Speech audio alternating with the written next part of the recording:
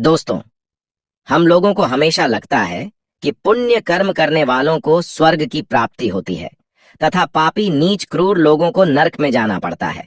लेकिन आप गलत हैं।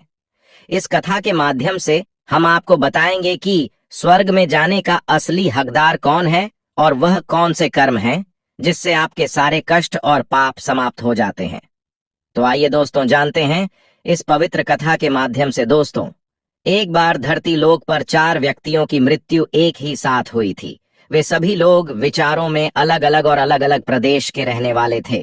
केवल संयोग से ही उन चारों का अंत एक ही समय पर हो गया था। एक ही समय पर यम के दूत उन चारों को लेने के लिए आए थे। मरने वालों में एक तो किसी प्रदेश का राजा था, दूसरा बड़ा धनी व्यापारी था, तीसरा एक पूजा पाठ करने वाला पंडित था और चौथा गरीब मजदूर था जो दिन भर मेहनत करके अपने परिवार का पालन पोषण करता था। चारों की आत्माओं को लेकर यमदूत मृत्यु के देवता धर्मराज की सभा में आकाश मार्ग से लेकर चारों आत्माओं को जा रहे थे। जब यमराज दूत उन चारों आत्माओं को लेकर यमराज के सभा में पहुंचे तो उनके सम्मुख जाकर खड़े हो गए। वे चारों सोच रहे थे कि कौन स्वर्ग में जाएगा और कौन नरक में जाएगा। यमराज अपने आसन पर विराजमान नहीं हुए थे। उससे पहले ही चारों आपस में बातचीत करते हुए स्वयं को ही स्वर्ग का मिलना चाहिए।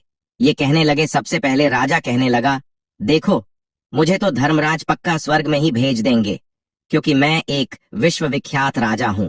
मैंने अपने अनेक सद्कर्मों से धरती लोक पर अपना खूब नाम कमा आया है। चारों तरफ लोग मेरे अच्छे कर्मों की चर्चा करते हैं। कभी भी कोई मेरे द्वार से खाली हाथ नहीं गया। जो भी आया मैंने उसे इतना दिया कि वह जीवन भर मेरा नाम नहीं भूल पाया है। हर तरफ मेरे नाम का यशव गान हो रहा है। मेरे द्वारा लुटाए गए दान से लाखों लोगों को खाने को अन्न मिला और रहने को आसरा मिला। इसलिए मेरे कर्मों को देखते हुए धर्मराज मुझे पक्का ही स्वर्ग में भेजेंगे। दोस्तों, राजा की बात सुनकर वह धनी व्यापारी कहने लगा, हे भाई, मैंने तो पृथ्वी लोक रहकर खूब धन कमाया और उस धन से मैंने लाखों लोगों की सहायता की है। मैंने अपनी कमाई का 11वां हिस्सा सदैव दीन दुखियों की सहायता में उपयोग किया है। मेरे शुभ कर्मों को देखते हुए धर्मराज मुझे ही स्वर्ग में भेजेंगे और यह बात मैं पहले से ही जानता हूँ। व्यापारी की बात सुनते ही पंडित जी कहने लगे, अरे भाई, क्यों फिजूल की बातें कर रहे हो? स्वर्ग में जाना कोई आसान काम नहीं है। स्वर्ग में जाने के लिए दान के साथ साथ पूजा पाठ करना पड़ता है। इसलिए स्वर्ग में प्रस्थान तो मैं ही करूंगा, क्योंकि मैंने भगवान का खूब पूजा पाठ किया है। पूरा जीवन मेरा पूजा आराधना में बीता है। मेरे शुभ कर्मों के कारण मेरे लिए ही धर्मराज स्वर्ग का दरवाजा खोलेंगे। यह बात मैं अच्छी तरह से जानता हूँ। जब इस प्रकार तीनों ने अपनी अपनी बातें की और अपने अपने विचार रखे, फिर वह तीनों लोग उस चौथे व्यक्ति मजदूर की ओर की देखते हैं कि अब यह क्या कहता है। क्या इसने भी कोई अच्छा काम किया है या नहीं, या फिर इसका पूरा जीवन मजदूरी करते हुए दूसरों के अधीन रहकर ही बिता है। मजदूर उन सब की बातों को चुपचाप नीचे नजरें झुकाए खड़ा सुनता रहा और वे तीनों बड़े गर्व से अपनी प्रशंसा में झूठे थे। तभी धर्मराज अपने साथी चित्रगुप्त के साथ दरबार में हाजिर होते हैं। चित्रगुप्त के हाथों में एक मोटी सी किताब थी जिसमें समस्त प्राणियों के कर्मों का लेखा जोखा लिखा था। धर्मराज अपने आसन पर विराजमान होते हैं। उसके बाद चित्रगुप्त ने राजा को अपने पास बुलाया और उससे पूछने लगे कि तुम बताओ, तुम तो धरती पर बड़े ही विख्यात राजा थे। तुमने अपने जीवन में कौन कौन से शुभ कर्म किए हैं तथा कितने लोगों को दुख दिया है, कितने लोगों का भला किया है। मैं अपनी पुस्तक में देखकर यह फैसला करूंगा कि आप स्वर्ग में जाने के अधिकारी हैं या नहीं। तब बड़े गर्व के साथ राजा अपने कर्मों को बताता है। हे भगवान, मैं एक बहुत बड़े राज्य का स्वामी था। मेरा राज्य बड़ा ही समृद्ध और खुशहाल था। मेरे राज्य में दिनहीन गरीब लोग बहुत ही कम थे। सब मेरी छत्रछाया में बड़े आनंद के साथ जीवन यापन कर रहे थे। मैंने अपने राज्य के लोगों को किसी चीज की कमी नहीं होने दी। मेरे यहाँ हर भूखे को भोजन मिलता था। लाखों की धन मोहर उन्हें रोज दान में दी जाती थी। प्रजा के लोग मुझसे बहुत खुश रहते थे। दिन रात में यही मेरे जीवन के अच्छे कर्म हैं। राजा की बात सुनकर चित्रगुप्त ने अपनी पुस्तक उठाई और उसमें देखने लगे। पुस्तक में देखकर उन्होंने राजा को बताया कि तुम जो कह रहे हो वह सर्वथा सत्य है। तुमने अपनी प्रजा को बहुत सुख दिया है, परंतु इसके साथ साथ तुमने बहुत बड़ा अपराध भी किया है। तुमने अपनी राज्य की सीमा को बढ़ाने के लिए जितने युद्ध लड़े हैं, उन युद्धों में हजारों लाखों की संख्या में सैनिकों ने अपनी जान गंवाई है। उन सब की मृत्यु का कारण तुम बने हो। उनके परिवारों को, उनके बच्चों को अनाथ करने वाले तुम हो। उनके स्त्रियों को विधवा बनाने वाले भी तुम हो। उनकी माँ की गोद भी सुनी करने वाले तुम हो। तुमने अपने ही सैनिकों के हजारों परिवारों को हमेशा दुख दिया है। युद्ध लड़कर राज्य बढ़ाने से अच्छा था कि तुम अपने पड़ोसी देशों से मित्रता करके उनके साथ व्यापार बढ़ते। आपका राज्य तब भी समृद्ध और संपन्न रहता। तुमने अपनी प्रजा को नहीं, सैनिकों को सुखी बनाया है, इसलिए तुम स्वर्ग के अधिकारी नहीं हो। यह बात सुनकर राजा चुपचाप पीछे हो गया। उसके बाद चित्रगुप्त ने व्यापारी से पूछा, आपने धरती पर कौन कौन से अच्छे कर्म किए हैं? तब व्यापारी कहता है, हे भगवान, मैंने धरती पर जितना धन कमाया उसका 11वां भाग अच्छे कामों में लगाया। लाखों लोगों को भोजन कराया, कई आश्रमों को दान दिया है, कई बेघर लोगों को अपने धन से भर दिया है, कई शहरों में मंदिरों का निर्माण कराया है, कई जगह पर धर्मशालाएं बनवाई हैं, प्रत्येक तीर्थ में भंडारे करवाए हैं। यही मेरे जीवन के अच्छे कर्म हैं। व्यापारी की बात सुनने के बाद चित्रगुप्त ने अपनी पुस्तक खोली, जिसमें उसके जीवन के सारे अच्छे बुरे कर्म लिखे हुए थे। चित्रगुप्त ने बताया कि देखो, तुम जो कहते हो वह सत्य है। तुमने धरती पर खूब दान धर्म किया है, पर तुम्हारा पाप यह है कि तुमने धरती पर जो दान धर्म किया है वह तुमने उस पैसे से किया है जिसको कमाने के लिए तुमने बहुत झूठ बोला है। तुमने बहुत ठगी की है, कई चीजों में मिलावट करके बेचा है, नकली चीजों को असली के दामों में बेचा है। कितने व्यापारियों को रास्ते से हटाया है तुम्हारे इन कर्मों से अनजाने में। कितने लोग बीमार होकर मार गए हैं, कितनों ने आत्महत्या कर ली, कितनों की मेहनत का पैसा तुम्हारे पास चला आया। उन सब लोगों की बद्दुआ तुम्हारे साथ हैं।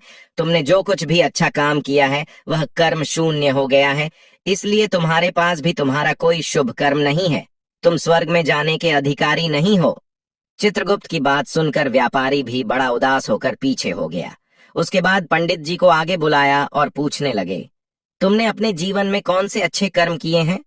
तब पंडित जी कहते हैं, हे भगवान, मेरा पुण्य यह है कि मैंने हजारों लोगों को ज्ञान दिया है, हजारों यज्ञों के अनुष्ठान को संपन्न कराया है, हजारों के घरों में पूजा पाठ कराया है, दिन रात मैंने ईश्वर का जप तप किया है, हजारों कन्याओं का विवाह कराया है, लाखों पिंडदान श्राद्ध कराए हैं, अनगिनत लोगों को मार्गदर्शन किया है। इससे ज्यादा शुभ कर्म और क्या हो सकता है? तब चित्रगुप्त अपनी पुस्तक में देखकर बताते हैं, हे पंडित महाराज, आपका कहना सत्य है। आपने वास्तव में हजारों लोगों को ज्ञान दिया है, लेकिन उस ज्ञान पर स्वयं कभी अमल नहीं किया। आपने सैकड़ों यज्ञ पूजा अनुष्ठान कराए, पर उसको निस्वार्थ भाव से किया गया, कोई कर्म नहीं था।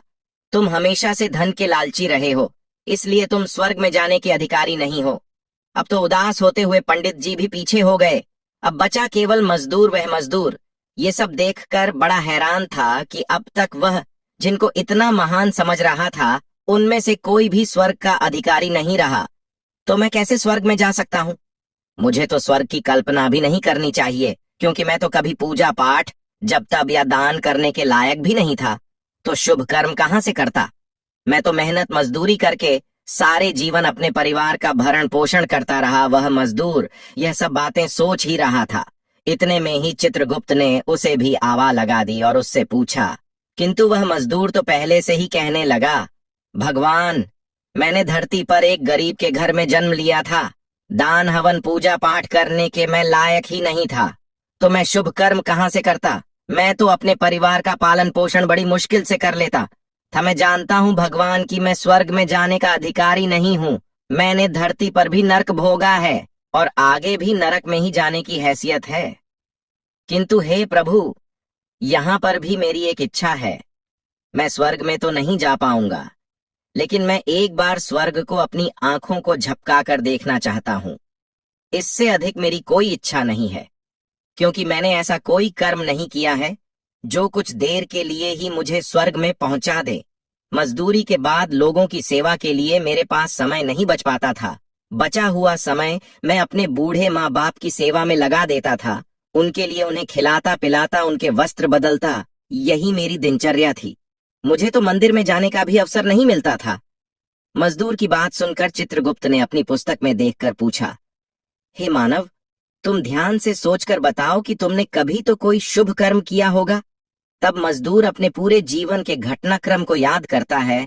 तब उसे याद आता है कि एक बार उसे बहुत तेज भूख लगी थी। वह रोटी खाने के लिए बैठा ही था, कितने में वहां एक बहुत ही कमजोर बीमार कुत्ता टहलता हुआ आ गया, जो ठीक से चल भी नहीं पाता था। वह आकर मेरे सामने बैठ गया और मेरी रोटी की ओर गौर से देखने लगा। मैं समझ गया कि वह कुत्ता बहुत भूखा है। मेरे अंदर से आवाज आई कि बेजुबान जानवर को छोड़कर तू अकेला कैसे खा सकता है। मैंने वह रोटी स्वयं ना खाकर उस कुत्ते को खिला दी। उस दिन मैंने पूरे दिन भूखे पेट रहकर ही काम किया था। मजदूर की बात सुनकर चित्रगुप्त मुस्कुराए और उसका हाथ पकड़कर बड़े सम्मान के साथ उसे स्वर्ग में लेकर गए और बोले, वास्तव में आप ही स्वर्ग में रहने के अधिकारी हो। प्राणी, यों पर दया दिखाना ही सबसे बड़ा शुभ कर्म है। मनुष्य जो भी कम निस्वार्थ भाव से करता है, वास्तव में उसका ही उसे सबसे बड़ा पुण्य मिलता है। निस्वार्थ भाव से किया गया जन कल्याण के लिए एक छोटे से छोटा काम भी आपके सैकड़ों पापों को नष्ट कर देता है। लोगों से लालच, मोह और स्वार्थ के वशीभूत होकर किया गया शुभ कर्म भी फलदायी नहीं होता है। इसलिए ध्यान रहे, जीवन में अच्छे कर्म अच्छी भावना के साथ करना चाहिए। ऐसा नहीं होना चाहिए कि आपने किसी से धन छीनकर या चुराकर कर्म में लगा दिया हो तो वह धन आपको कभी नर्क किया हो और बाद में उसी धन को दान पुण्य में जाने से नहीं उभर सकता। दोस्तों, स्वर्ग में वही व्यक्ति जाता है जिसने निष्काम निस्वार्थ भाव से प्राणियों की सेवा की हो। भले ही उसने जीवन में एक पैसा भी दान ना किया हो, पर वह जिस लायक था, अपनी सामर्थ्य के अनुसार उसने निस्वार्थ भाव से जो भी काम है वही उसकी मुक्ति का रास्ता तय करता है। तो आशा करते हैं आपको यह कथा अवश्य ही अच्छी लगी होगी।